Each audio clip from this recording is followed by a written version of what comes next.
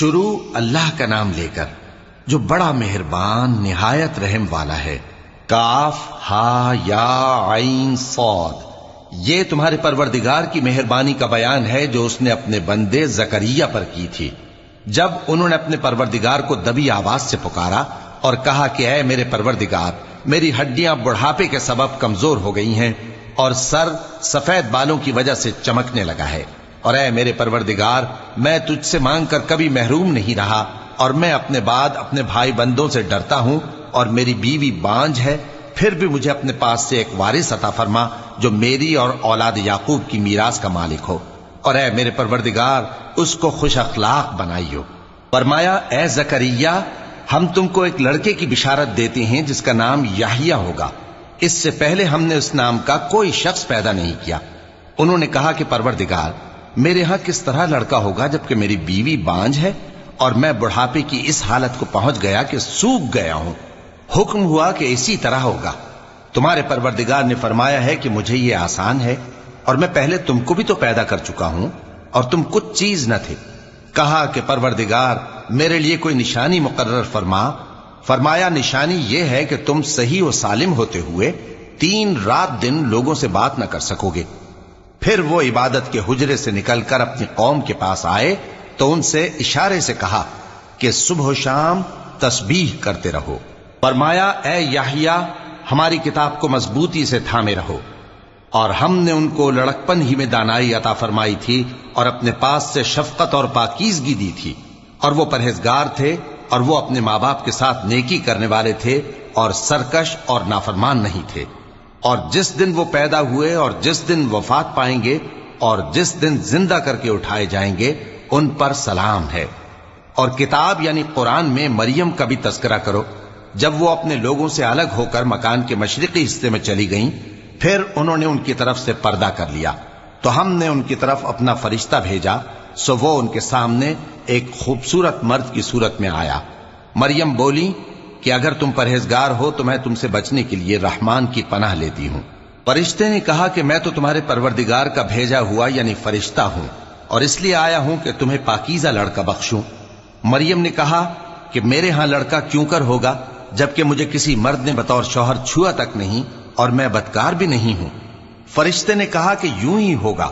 تمہارے پروردگار نے فرمایا کہ یہ مجھے آسان ہے اور میں اسے اسی طریق پر پیدا کروں گا تاکہ اس کو ہم لوگوں کے لیے اپنی طرف سے نشانی اور ذریعہ رحمت بنائیں، اور یہ کام مقرر ہو چکا ہے۔ چنانچہ وہ اس بچے کے ساتھ حاملہ ہو گئیں اور اسے لے کر ایک دور جگہ چلی گئیں۔ پھر درد ذہ ان کو کھجور کے تنے کی طرف لے آیا، کہنے لگیں کہ کاش میں اس سے پہلے مر چکتی اور بھولی بسری ہو گئی ہوتی۔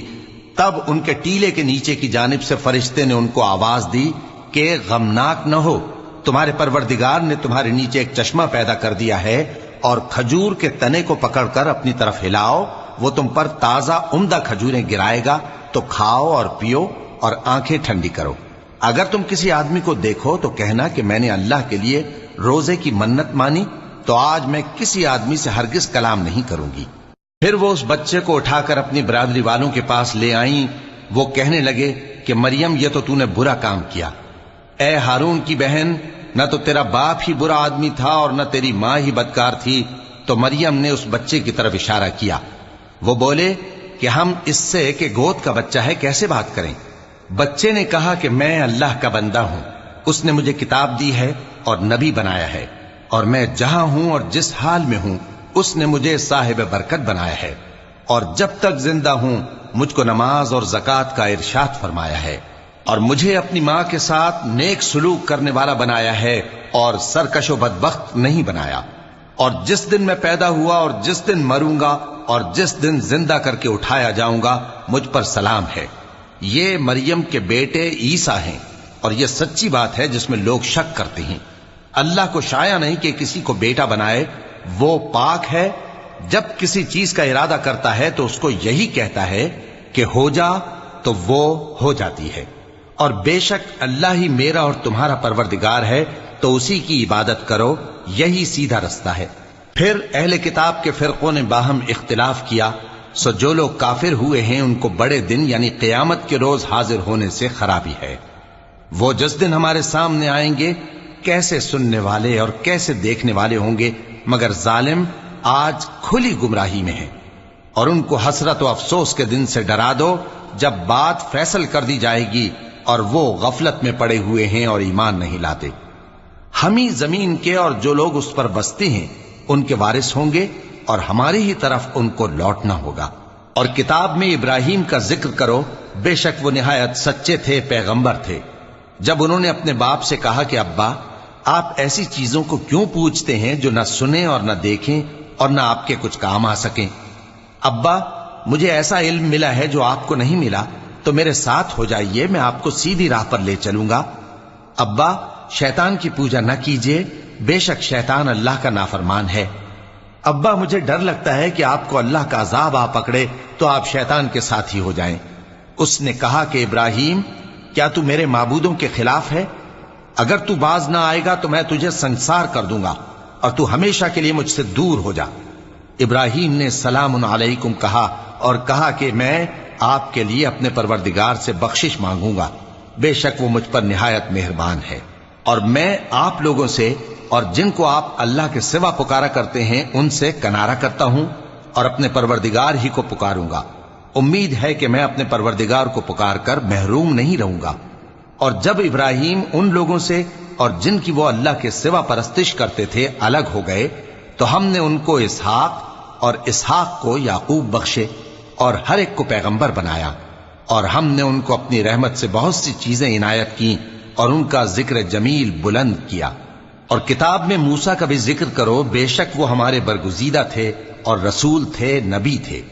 और हमने उनको तूर की दाहिनी तरफ से पुकारा और बातें करने के लिए नजदीक बुलाया और अपनी मेहरबानी से उनको उनका भाई हारून पैगंबर बनाकर अता किया। और किताब में इस्माइल का भी जिक्र करो, वो वादे के सच्चे और रसूल थे, नबी थे। और वो अपने घर वालों को नमाज और ज़कात का हुक्म करते थे और अपने परवरदिगार के यहां पसंदीदा थे। और किताब में इदरीस का भी जिक्र करो, वो भी निहायत सच्चे थे, नबी थे। और हमने उनको ऊंची जगह उठा लिया था। ये वो लोग हैं जिन पर अल्लाह ने अपने पैगंबरों में से फजल किया, यानी औलाद आदम में से, और उन लोगों में से जिनको हमने नूह के साथ कश्ती में सवार किया, और इब्राहिम और याकूब की औलाद में से, और उन लोगों में से जिनको हमने हिदायत दी और जिन्हें बरगुजीदा किया। जब उनके सामने हमारी आयतें पढ़ी जाती थीं तो सजदे में गिर पड़ते और रोते रहते थे। फिर उनके बाद चंद नाखलफ उनके जानशी हुए जिन्होंने नमाज को जाया कर दिया और ख्वाहिशात नफसानी के पीछे लग गए, सो अनकरीब उनको गुमराही की सजा मिलेगी। हां, जिसने तौबा की और ईमान लाया और अमल नेक किए तो ऐसे लोग बहिश्त में दाखिल होंगे और उनका जरा नुकसान न किया जाएगा, यानी हमेशा की बहिश्तों में जिसका अल्लाह ने अपने बंदों से वादा किया है कि जो उनकी आंखों से पोशीदा है। बेशक इसका वादा नेकुकारों के सामने आने वाला है। वो इसमें सलाम के सिवा कोई बेहुदा कलाम न सुनेंगे और उनको सुबह शाम खाना मिलेगा। यही वो जन्नत है जिसका हम अपने बंदों में से ऐसे शख्स को मालिक बनाएंगे जो परहेजगार होगा। और फरिश्तों ने पैगंबर को जवाब दिया कि हम तुम्हारे परवरदिगार के हुक्म के सिवा उतर नहीं सकते।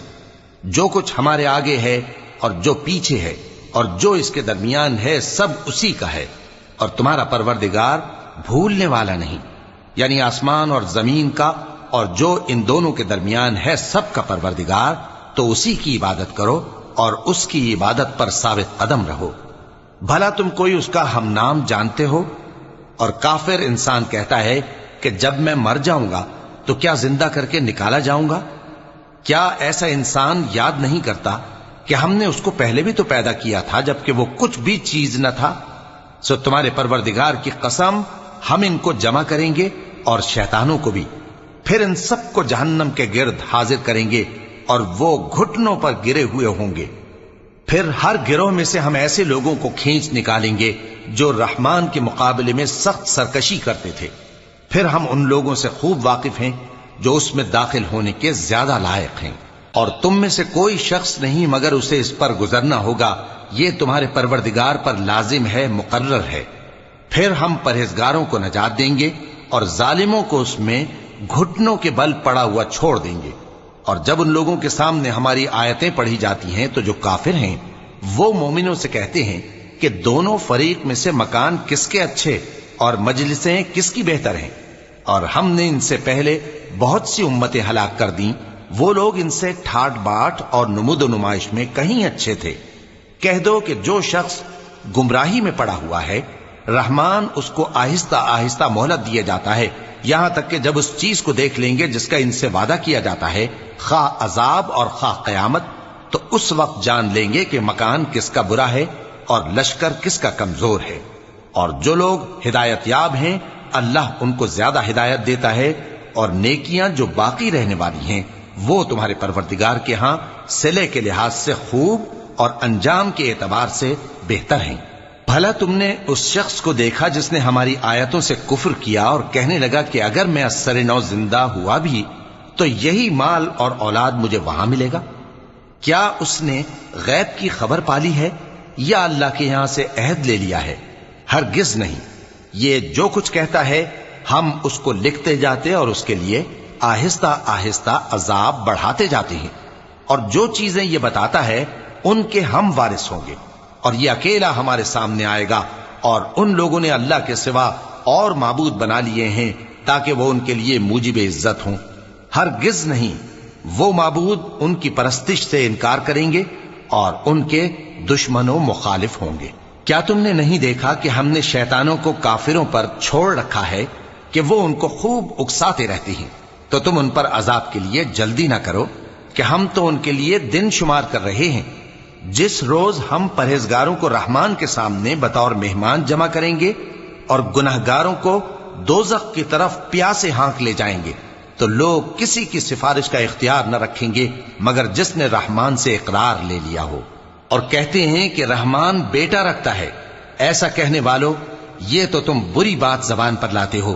قریب ہے کہ اس جھوٹ سے آسمان پھٹ پڑیں اور زمین شق ہو جائے اور پہاڑ پارا پارا ہو کر گر پڑیں، کہ انہوں نے رحمان کے لیے بیٹا تجویز کیا، اور رحمان کو شایع نہیں کہ کسی کو بیٹا بنائے۔ ہر شخص جو آسمانوں اور زمین میں ہے رحمان کے روبرو بطور بندہ ہی آئے گا۔ اس نے ان سب کو اپنے علم سے گھیر رکھا اور ایک ایک کو شمار کر رکھا ہے، اور یہ سب قیامت کے دن اس کے سامنے اکیلے اکیلے حاضر ہوں گے۔ اور جو لوگ ایمان لائے اور عمل نیک کیے، رحمان ان کی محبت مخلوقات کے دل میں پیدا کر دے گا۔ اے پیغمبر صلی اللہ علیہ وآلہ وسلم، ہم نے یہ قرآن تمہاری زبان میں آسان بنا کر نازل کیا ہے تاکہ تم اس سے پرہیزگاروں کو خوشخبری پہنچا دو اور جھگڑالوؤں کو ڈر سنا دو، اور ہم نے ان سے پہلے بہت سے گروہوں کو ہلاک کر دیا ہے۔ بھلا تم ان میں سے کسی کو دیکھتے ہو یا کہیں ان کی بھنک سنتے ہو؟